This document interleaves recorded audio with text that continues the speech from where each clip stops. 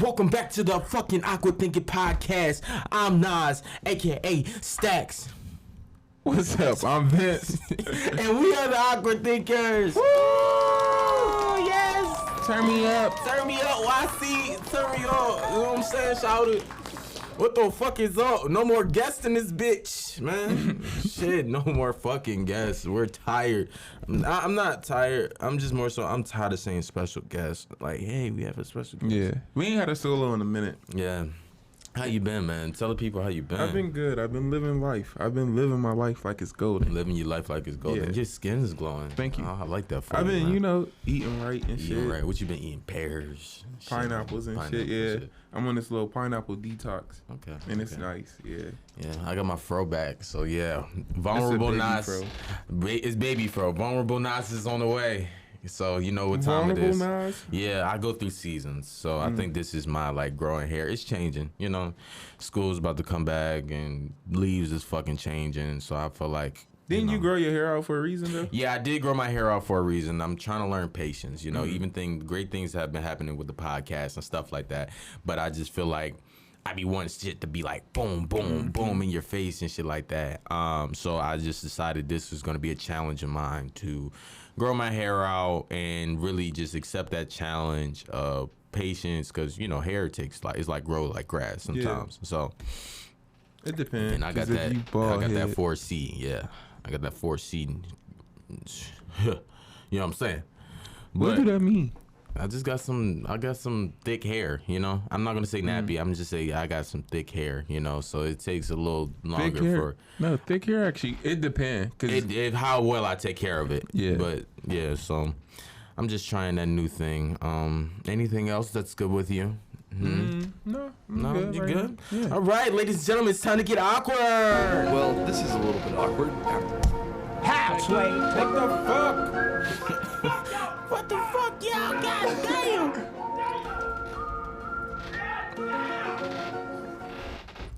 Okay, all right. Check it out. This weekend, not this weekend, but this week, I feel like we watched a lot of movies and stuff. We did a lot of film digestion. Yes, me, Vince, and CJ were all laid up on the same couch. We were in our blankets. Why do you make it seem like that? We got two couches. We were on separate couches. But, of course, two niggas is going to be on the same couch. Stop making it seem like it's more than it is. We were laid up on the couch. We were doing some things. And then we were being podcasters. Me and Vince I think we were on the same couch. Were we on the same couch? I'm not. So we were on the same couch, and then we were, analyzing some movies. So one movie, it was a TikTok recommendation. I think his name is the Straw Hat Guy. He's a black guy from Compton. Movie, yeah. No, Luffy. Luffy? I don't know. I don't think that's him.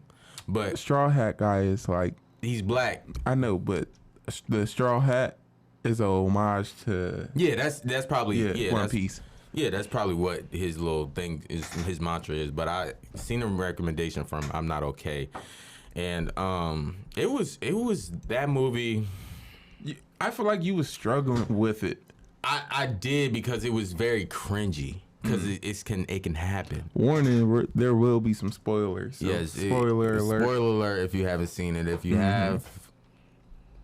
We are here. We're here. I would definitely recommend people to watch it. It's not a coming of age, but it's a nice little. I like the story. Up. It's a wake the fuck up kind of like movie, and like even with the storyline, it's just like I said, it was very cringy. It was very like. Let's tell the people what the storyline was. Go ahead. Go ahead, man. Yeah. All right. So. It's about this white girl who, of course, she's privileged. Like, her parents are well off, and she's like, she works for a magazine or something. Like a blog magazine. She starts off as like a graphic designer, but she's trying to get into the writing part, and because she's trying to get in, but she doesn't have awareness the way people should have awareness, where it's like she was sad about not being alive during 9/11 because she didn't know anybody who died in it. She didn't have anyone who died in 9/11. And that was why she was sad about it. She wasn't sad that, okay, all these people had died in this horrible It was a 9/11. That was 9/11. I could have sworn. No, it was the Paris. It was No, but it started off. Remember, I'll be watching the movie, nigga. My fault. Yeah. But it started off with 9/11. It started off with her talking to her boss about, like, that's what the letter, that was what the first piece that she wrote about. Right. It was about not being there during 9/11 and how that affected her. But it's like, but that's what the story was. It was like, you're unaware of, like, what the fuck, and your privilege causes you to be blind, and you think certain bad shit that happen to people, you see it as this is character development. This is, I wish I could say I went through this. And, you know, people, and that's kind of where the story goes. It's like, it shows her, because what she ends up doing is pretending that she was in another terrorist attack. So, and she does it first by accident. Like, first she's just like, oh, I'm in Paris, like, but she's catfishing that she's in Paris. And she's making it seem like she's there for, like, some dude she like, to make herself seem more interesting. Like, she done called off work for the whole week, everything. Then she get to the point where it's like, she posted a picture saying where she was at, and 5 minutes later, that same place was attacked by terrorists. So everybody's asking her questions. She's starting to get a platform, people reaching out and shit. And, like, everybody, she's still writing a story, and she's, what she does is she goes into, like, a trauma group. What's that? Like a group therapy thing? It's trauma group, like a support group. Yep. And she meets people in there. She listening to their stories and, like, kind of trying to make that her story too, or, like, align it with her story, because she ain't go through shit, so she don't know. And so with her and one of the girls, the young black girl, her name is Rowan, and, like, she was in a mass school shooting or whatever. Yeah, she was in a school shooting. And her sister died. Her mother was there and shit. Like, her mother worked at the school during the time. So it was kind of wild. Like, she got actual trauma. And she's explaining to the white girl and it, like, helping her, like, hey, this is how you can not express your trauma, but, like, relieve some of it, or, you know, working through different ways. And they go through all that. And of course, you know, they find out she lied. Mm-hmm. They find out, you know, it comes out she lied. Like, she tries to write a letter. I lied about it. I'm sorry. She get caught and shit. And it's like, there's no making up for it. Like, her and the girl, they don't make up at all. Like, the girl does, like, a spoken word thing, and she says, basically, I'm not okay. Because that's what it was. The white girl wrote something about not being okay and how other people aren't okay. And it was nice, but it's like, this isn't your experience. See, my part, that was great. I was dialed in, and I rewatched the fucking movie. I'm like, damn, what? I need to watch this again. No, when I was watching it, it was just more so, like I said, it was cringy as fuck, because it's like, bitch, play the part. Yeah. Like, she was trying to, like, be like, oh, I'm got this platform, people fuck with me, people love me, all type of shit. And I think she had some mental illness going on, because she had to take pills. No, she was just popping pills. Oh, she was just popping pills? Yeah. Oh, wow, that was crazy. Oh, and that's what it was. She popped pills. She had popped some pills and got really, really high. Like, no, but it said take your pills. In the thing, it said take your pills. Everybody should say take your pills. Oh, I didn't know that. But yeah, she was just popping pills. It wasn't for nothing like a diagnosis. Yeah. I thought she was depressed, like severe depression. No. And her depression was from boredom.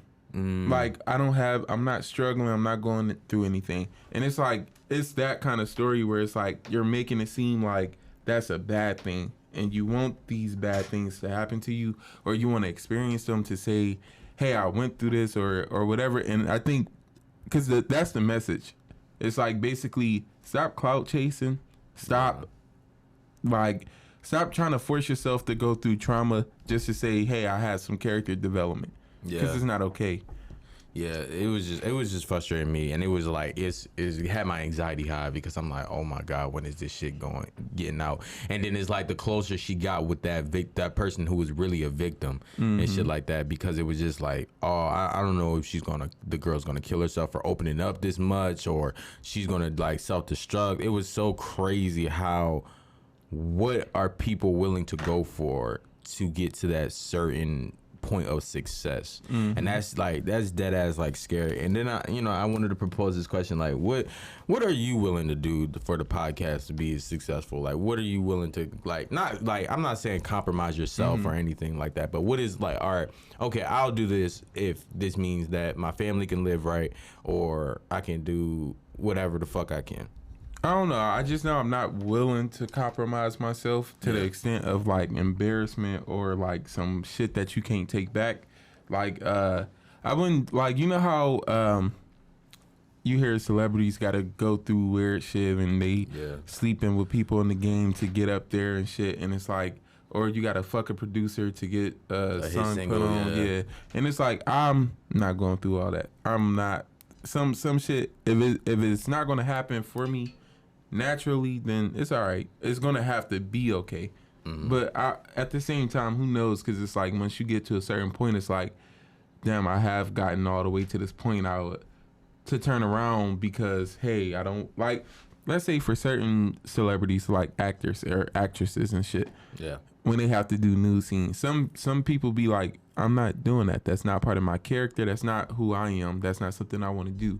And then other people are being told, well, if you want to make it and you want to break through, these are, especially with like some real down badass roles. Like when I say, I mean like them roles where it's like, they like the whole story, they struggling. This is not, like they normally the actor or actress is like really beautiful or like really in roles where they're more happy. But like Zendaya, I feel like Zendaya is like a good example of that, where all of her other roles that we've ever seen her in, she's a normal person or she's like a young beautiful girl, and in Euphoria, she's this fucking crackhead. Yeah, and it's like you see her go through so much stuff, and it does help with. I think that helped round her as an actor, but it was certain shit she wasn't willing to do, like the news scenes. She wasn't. I was just about to say that. Yeah, she wasn't willing to do news scenes because hey, y'all don't need to see me naked for certain shit. Yeah. You don't need to see me. You don't got to see that. Like me being on, and that's not gonna boost my career.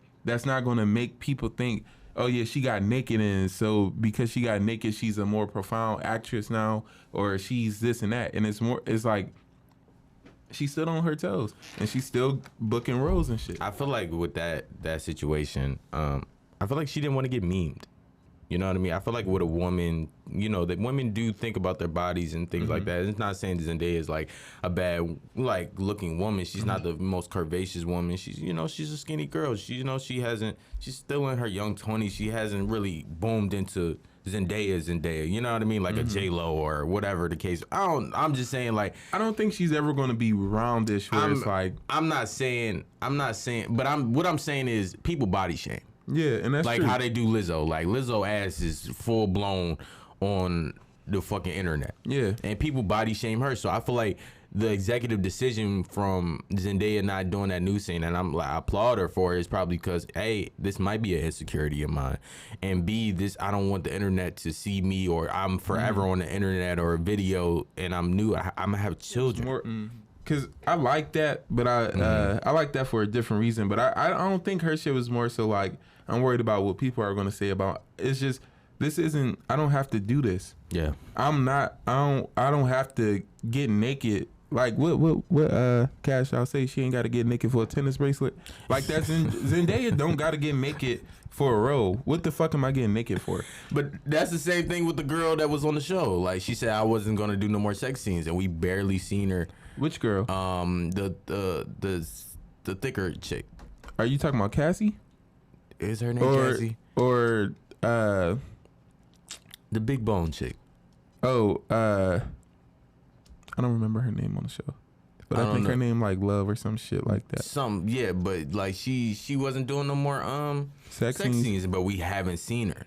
But I feel like we lose, and we're gonna go like back to what we were originally talking about. But I feel like in media and film, we get too caught up in the vulnerability moment. Like, oh, they have to be naked. They have to be in their truest art form to really express this nature and shit like that. But it's like, me personally, I don't know, or I just don't recall a Jamie Foxx film where Jamie Foxx had to get naked. He just knows how to fucking act his ass off. Watching Euphoria, it was, remember the scene, and again, spoilers, but like in the new season, she gets to a point where it's like she gets locked in that house where they're known for sex trafficking.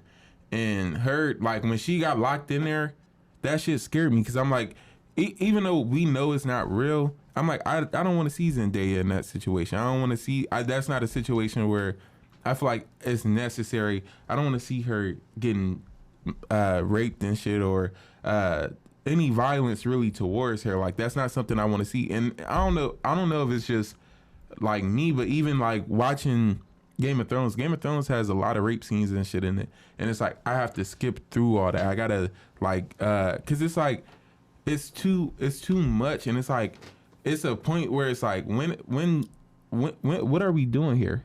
Is this film or is this like what are you trying to show? Cause some stuff is like in Game of Thrones there was a rape scene with Sansa, and it's like it went on for too long. The scene lasted too long, and it was like so uncomfortable. And not to say shit like that don't happen, but it's like I feel like sometimes we try to glorify that within film or within music, and then it's like that shit happens in real life now.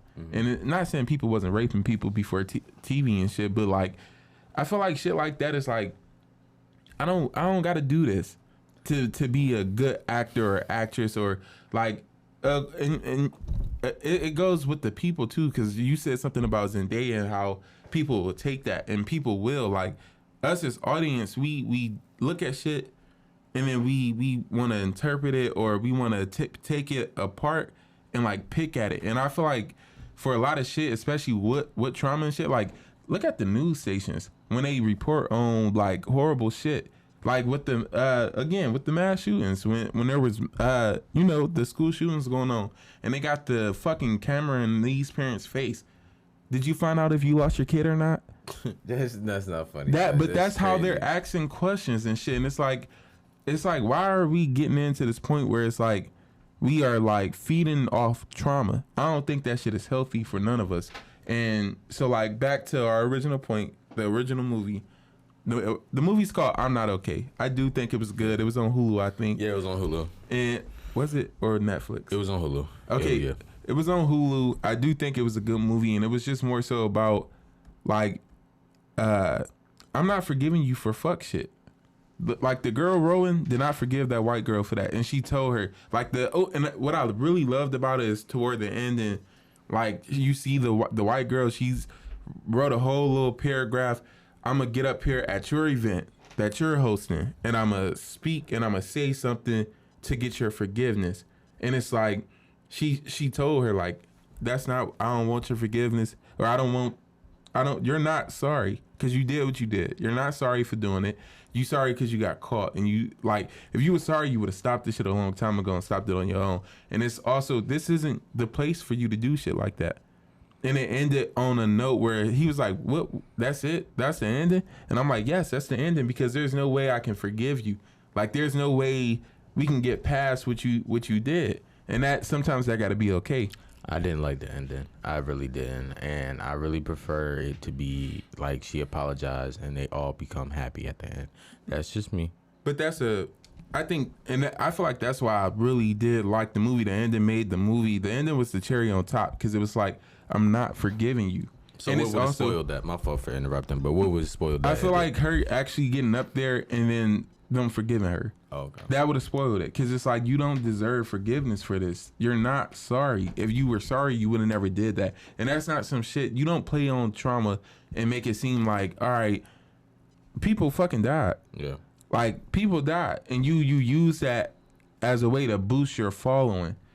Nothing was wrong with you. You wanted attention. So it's like, I'm not going to forgive you for that. I can't forgive you for that. And it's like, it's also, you're coming into my space. I allowed you in my space. And you kind of did, and like she said, you've done what they all do. You steal from us. You use it as your own. And then you're a victim now. And that's, they do that. They like to be victims and shit. Mm-hmm. So it's like, I don't knock it. I like that ending. It was, don't forget them. Well, on our movie Mania, we were big ass kids as we were laid up on the fucking couch and shit like that, eating our fucking snacks from, doing what we do.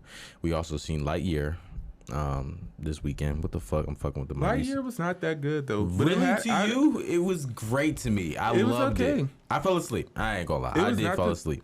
It was not the story that I felt like it should have been. Yeah. Like, if we're gonna do a story about Buzz Lightyear, I feel like I did not care for that story. Maybe the second one is gonna be better. I do. I like the message within the story. Yeah. But I don't care for the actual overall story. Here's what I thought about the film. Mm-hmm. I know everything is about being inclusive, but I just don't think that was necessary to like. I don't think a gay scene was needed in the movie.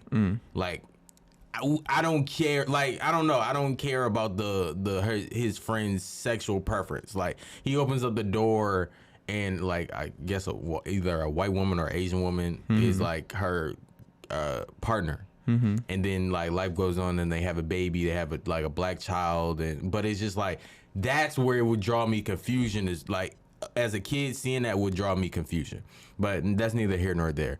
So life is passing on, and then his friend passes away. Mm-hmm. So somebody the next time he goes I thought it was like the little boy that grew up. Her son. Yeah, her son, but it wasn't. It's his daughter, her granddaughter's. So it's his. Not Buzz is his friend, the other cadet. She had a son who had a daughter. Okay, so that's his daughter's son. Nas. No, that's what I'm saying. The other cadet, the black woman, she had a son. Her son had a daughter, which now makes that her granddaughter. I'm not talking about the granddaughter yet. I'm talking about the nigga that came in. He was the commander. That's the son. Oh, okay. So it was her son, and he was like, "All right, Buzz, we ain't fucking with this shit no more. You need to stop. We null and voiding this shit." So being hard-headed, like any fucking body, any white person would be. Mm-hmm. He jumps the gun. He gets into the ship, and then jumps. I think 20 years later or some shit like that, or like far. And now he meets the granddaughter. Because he finally able to do light speed. That's the thing with the jump. He's been trying to see if he can do light speed, and he finally learns how. Exactly. So he finally gets to that, and he has like a support animal that figured it out for him and shit like that. So later on, chop out a bunch of shit. He finds these, people, and they're like misfits. They don't really know what's going on. But later on in the film, towards the end, he finds out like Zurg, the nigga that was like playing, like controlling the evil nigga was him. But he took a different route. He took a different path because he didn't get praised for trying to figure out light speed and shit like that. He got like banished, and he went somewhere far and made some technology and shit like that. And then came back and then wanted to manipulate the planet. However, he wanted to manipulate it. But long story short, and I think that they fought, and then he was like, I'm not jumping. He figured out like how to make the crystal again. He jumped. He didn't want to jump. He wanted to continue life, like to enjoy it. So that just leads me to like, it was a good lesson like in itself, because sometimes we don't enjoy shit. We're so focused on like our career goals or like what we need to do and stuff like that. And life is constant. Life don't wait for nobody. Time doesn't wait for nobody. So I feel like we constantly do that every time. And that's why I feel like good movies like that always like, I just told a kid yesterday, I said, kid movies are really not for you. They're really for adults. But we sit, because we have to sit there with y'all type shit. But yeah, like that was a good lesson, even for me, because I'm like, even with this like my hair and shit like that, learning patience, because if he would have just enjoyed being on that planet, he would have found the best parts about being there. He could have grew old with his best friend. He could have enjoyed, he probably been a godfather, probably, probably went on different explorations and stuff like that. But being so prideful and being so spearheaded on getting your goal, obtaining your goal, fucks you over. I definitely think it's important for us to focus on like the moment right here. Like we go through life, and it's like we're trying to set ourselves up for later on, and because we're trying to set ourselves up for later on, we're missing out on what's going on right now. So later on, when you old as fuck, and now you can rest happily, but it's like I'm happy, but I'm not content. And another thing, I was like, oh shit. Please tell me we've been recording. No, we have. Another thing that I've been thinking about, like, Teddy Ray, a comedian, like, just passed away, right, at 32. And then I was just like, what is this shit worth? You know what I mean? Like, it's not saying it like, how do I want to say it?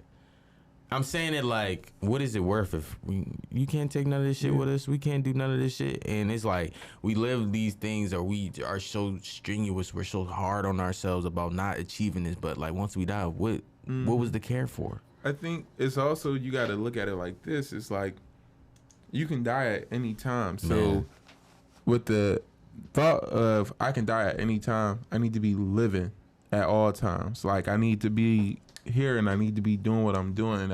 It's like, again, with the setting yourself up for the future thing, you can set yourself up for the future, but you also got to be here in the moment, living right now. Because it's like, if you die before you can, enjoy it, now you done wasted your fucking life. Yeah.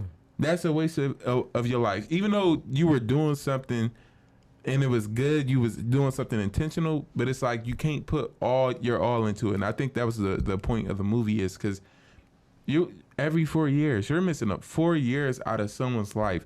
And eventually, like 10 trips, that's 40 fucking years out of someone's life.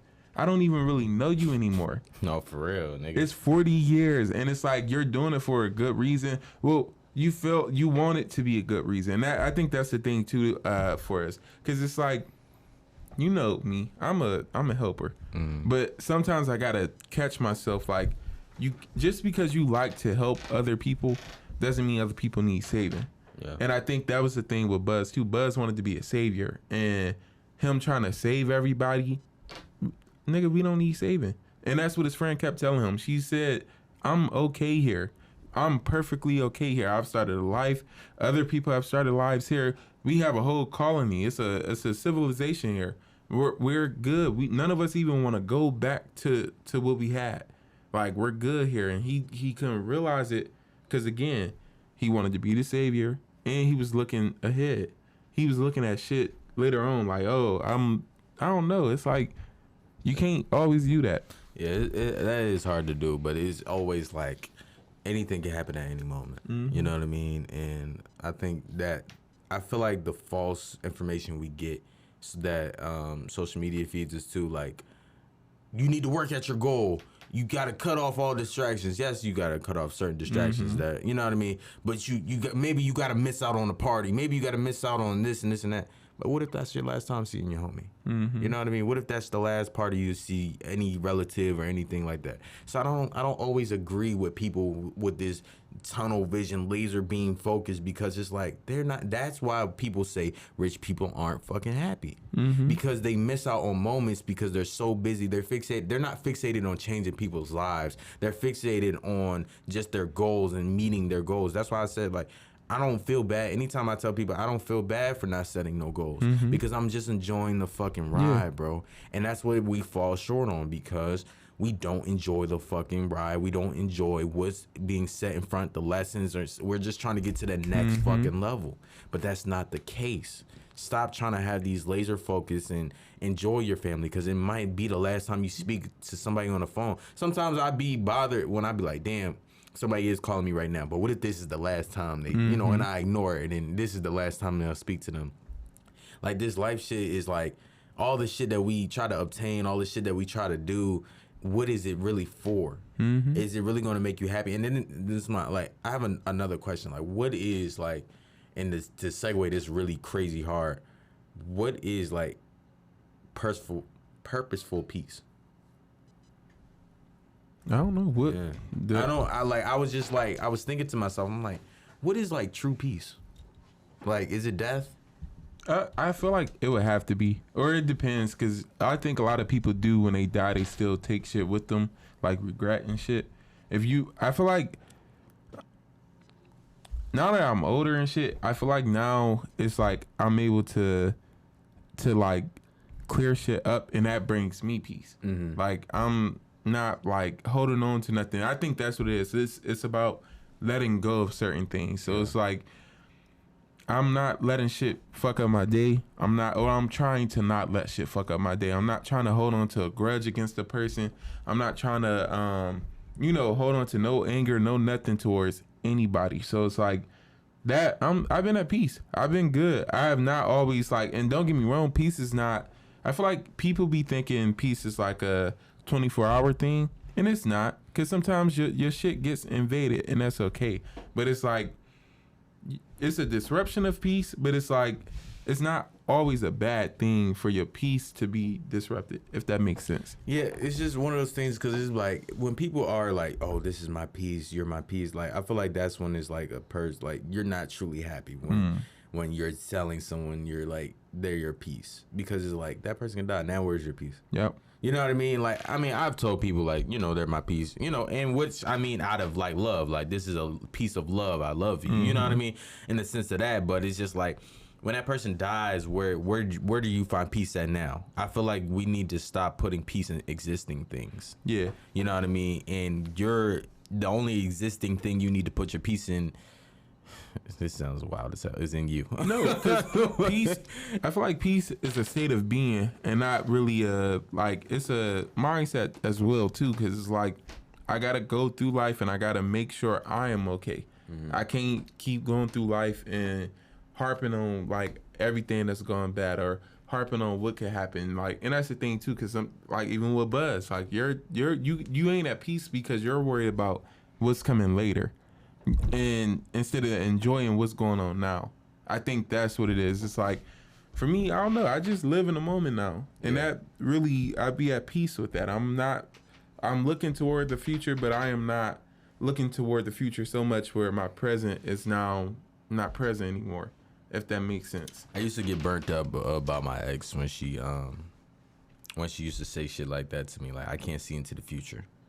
But that was it's real shit. It is. Like I can't see what's for us because I don't know what's going to be for us. I can only live in now. Maybe, and maybe that time I wasn't really understanding. I'm like, what the fuck you mean? You know what I mean? You're going to be with me forever.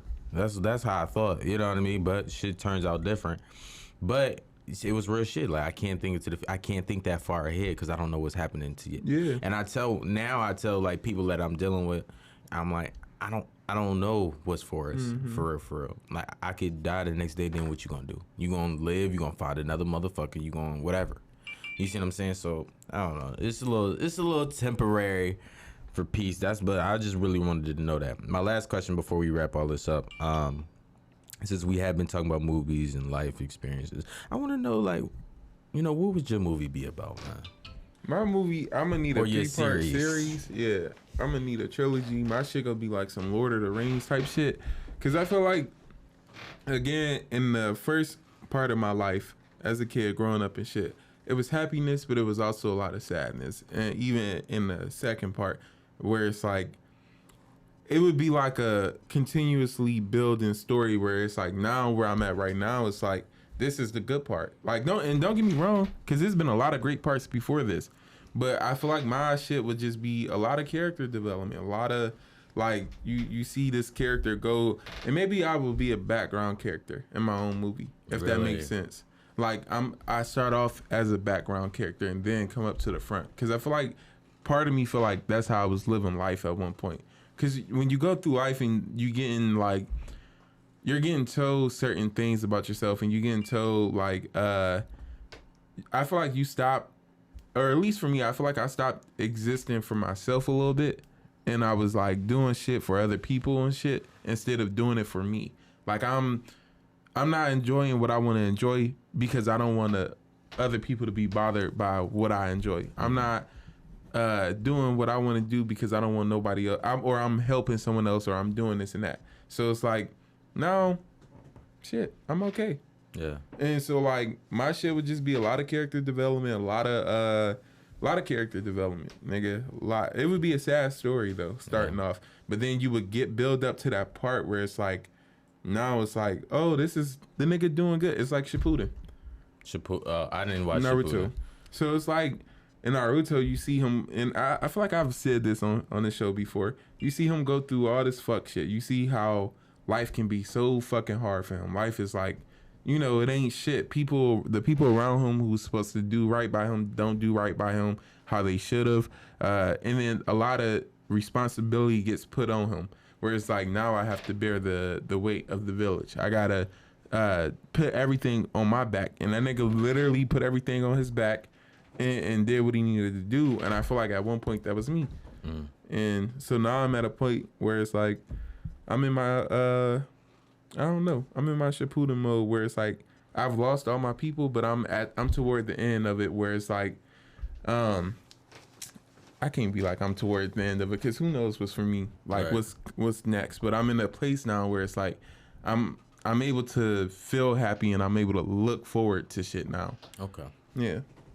I feel like I want my movie to be like an action comedy. I feel like what action was you getting into? It wasn't a lot of action. Like, all right, no bullshit. I want like a prequel, and then I want like my prequel will be my mom's and like my father's story and shit like that, and then like how they grew up, and then I want like my story this to be nigga like want a Raising Kanan story. Man, I just like think that. My favorite movies are like Crooklyn, and I just love the aesthetic of Crooklyn. Like the kids is playing on the block and shit like that. That is like a real coming to age like story because it's like, number one, the mom passed away, I think the cancer, and now the little girl has to take care of her little brothers and kind of like be the woman of the house now. Yeah, and it's just so dope. Like I feel like that aesthetic for me, at least growing up, because everything wasn't all bad for me. It was just like, I was a misfit. So like I put like a combination of Dennis the Menace, because I would just do shit. I feel like I did a lot of shit for attention, but I'll do that and like some false shit. Like I want some fictional shit, like on some Men in Black shit. You talking about some dramatized shit? Like I want some Men in Black shit, like on some cool shit, but I just want like a Men in Black Crooklyn type of thing. Like those are my two favorite movies for in the Iron Giant. I love the Iron Giant. The Iron Giant was raw as hell. But you know what's so crazy about the Iron Giant? It did not do well in box office. It didn't. But it became greater later on. Exactly. That shit, I remember like the first time watching the Iron Giant, I ain't know like what he put on. I think those the little that shit looked like shit. Coffee or something. I was like that, and then it got him hyper. It was like espresso, I think. Yep. I'm like that movie, the art style, the animation, everything. Man. I fuck with it. I do. That was one of my like. We had that on VCR. Yeah, that was good. I always wanted to put on the Iron Giant. Iron Giant was one of those movies where it's just like I mimicked the cheese stick. I got like a cheese stick and like a when he was eating the little milkshake shit, I had a little Trix cup and I eat it just like him. I feel like that was like one of those movies where it don't get enough credit now, even still. Yeah. But it's just like that was one of the movies where it was like you felt for the robot. You felt for something that wasn't even like human, like, you know what I mean? And it was such this big thing, and it felt so cowardly, and it felt so like small and, you know, shook and shit, and then became like this, like what he's seen in the comics. Watch that tonight. Yeah, we should. Laid up. Don't stop fucking. What the fuck? With that being said, oh shit, I'm just ending it early. Hold on.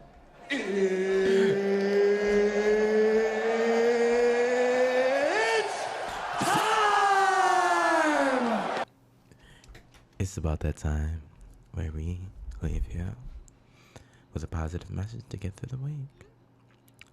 Special guest Vincent Brown. Live in the moment, bro. Enjoy everything in front of you and be safe as you do that. Because a lot of you niggas be like, I'm going to live in the moment, but y'all be living unhealthily.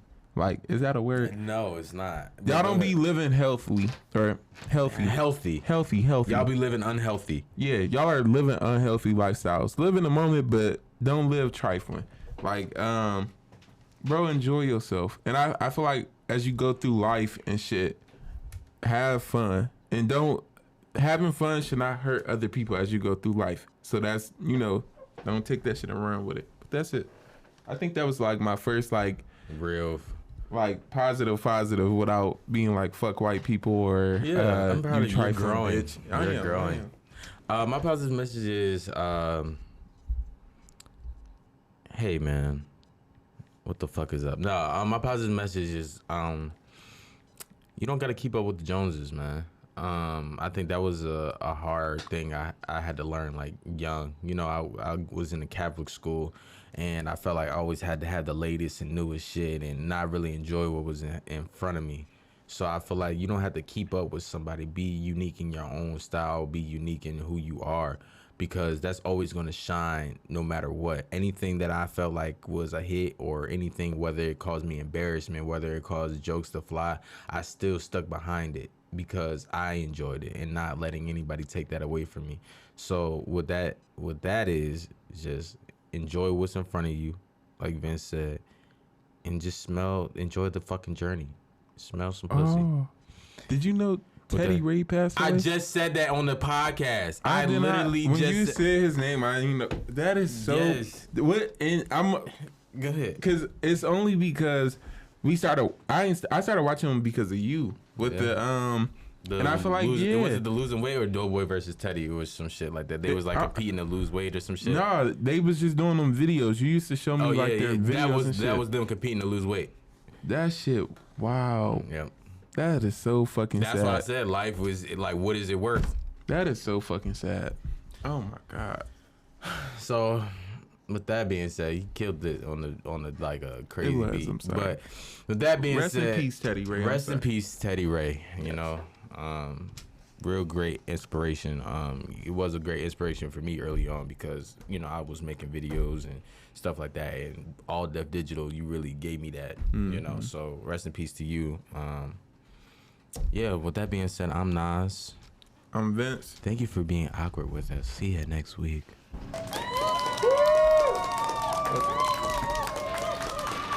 You better cut